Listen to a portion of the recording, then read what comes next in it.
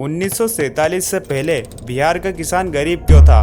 क्या उसकी मेहनत कम थी या वो पूरी व्यस्त था? जहाँ किसान खेत में मेहनत तो करता था, लेकिन उसकी मेहनत का फल उसके घर पहुँचने से पहले ही खत्म हो जाता था। आज हम उसी असली इतिहास को समझेंगे।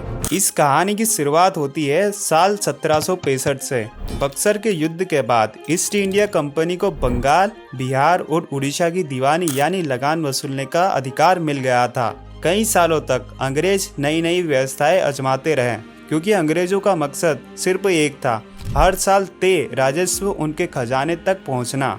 फिर 1793 में परमानेंट सेटलमेंट लागू किया गया, जिसने बिहार के किसानों की जिंदगी हमेशा के लिए बदल दी।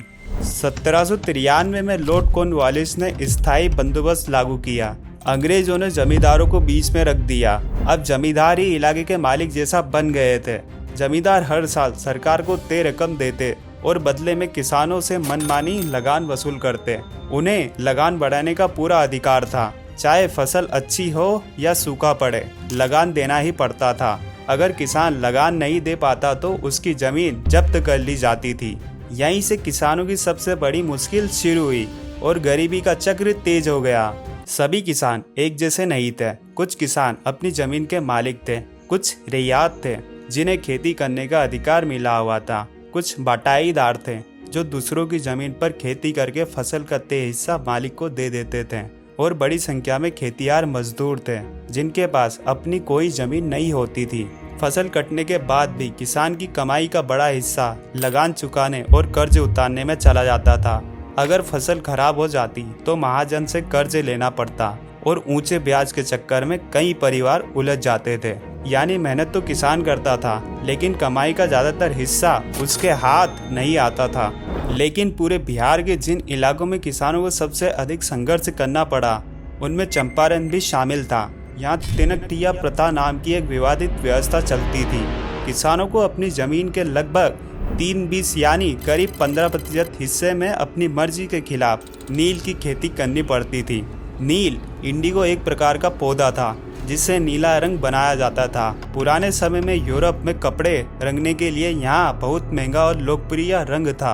अंग्रेजों के लिए क्यों फायदेमंद थी? अंग्रेज इस नील को सस्ते में उगाकर यूरोप निर्यात करते थे और मोटा मुनाफा कमाते थे। लेकिन किसान के लिए यहाँ घाटे का सौदा था, क्योंकि नील की खेती में मेहनत ज़्यादा लगती थी, पैदावार कम होती थी और अंग्रेज तय दाम पर जबरन खरीद लेते थे। नतीजा यहाँ होता था कि किसान उस जमीन पर अनाज नहीं उगा पाते थे, जिससे किसानों के लिए परिवार का भरण पोषण करना और भी कठिन हो जाता था। धीरे धीरे किसानों में गुस्सा और असंतोष बढ़ने लगा। साल 1917 में महात्मा गांधी पहली बार बिहार आए। उन्हें चंपारण के किसानों की दयनीय स्थिति की खबर मिली थी। गांधी जी चंपारण के गांव-गांव गए, कई किसानों के बयान दर्ज किए, उनकी समस्याएं सुनी और अंग्रेज अधिकारियों के सामने रखी। उन्होंने अहिंसक तरीके से विरोध किया। यही चंपारण सत्याग्रह था, गांधी जी का भारत में पहला बड़ा सत्याग्रह। इस आंदोलन के दबाव में अंग्रेजों को झुकना पड़ा।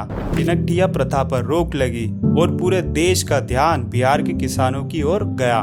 यहाँ किसानों के लिए एक बड़ी जीत थी। 1917 के बाद बिहार के किसान पहले से ज्यादा जागरूक और संगठित हो चुके थे।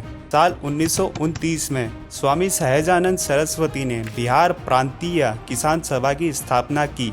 स्वामी जी खुद एक सन्यासी थे, लेकिन किसानों की समस्याओं को समझते थे। उन्होंने लगान, बेद खाली, जमीन छीनने और जमीन के अधिकार जैसे मुद्दों पर किसानों को एकजुट किया। फिर 1936 में अखिल भारतीय किसान सभा का गठन हुआ, जिसमें स्वामी सहजानंद की बड़ी भूमिका थी।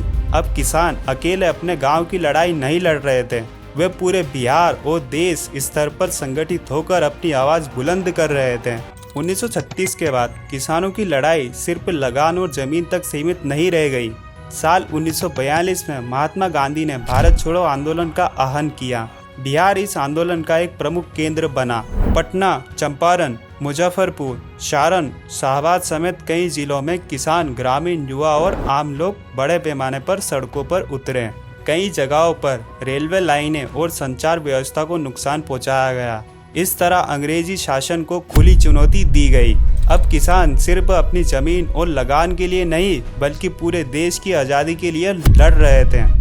15 अगस्त 1947 को भारत आज़ाद हो गया। अंग्रेजों का शासन खत्म हो गया, लेकिन बिहार के किसान की मुश्किलें एक दिन में खत्म नहीं हुई। सदियों पुरानी जमींदारी व्यवस्था अभी भी बनी हुई थी। आज़ादी के बाद बिहार सरकार ने जमींदारी उन्मूलन और भूमि सुधार के कानून पास किए। जमीन का मालिकाना हक किसानों को देने की कोशिश की गई, लेकिन इन कानूनों को गांव-गांव तक लागू होने में कई साल लग गए। भूमि सुधारों को लागू करने में कई कानूनी और प्रशासनिक चुनौतियां सामने आई, इसलिए आम किसान को आज़ादी की असली राहत मिलने में समय लगा। तो 1947 से पहले बिहार का किसान गरीब इसलिए नहीं था क्योंकि वहाँ मेहनत नहीं करता था, वहाँ इसलिए गरीब था क्योंकि लंबे समय तक चली शोषणकारी व्यवस्थाओं, परमानेंट सेटलमेंट, जमींदारी, लगान, कर्ज और जबरन नील की खेती उसके खिलाफ थी। किसान लगातार लड़ता रहा, चंपारण सत्याग्रह से लेकर भारत छोड़ो आंदोलन तक। अगर आपको इतिहास की ऐसी रिसर्च वाली कहानियाँ पसंद है तो चैनल इतिहास मार्ग को जरूर सब्सक्राइब कर लीजिए। मैं हूँ विकास विश्वकर्मा, मिलते हैं अगली कहानी में। धन्यवाद।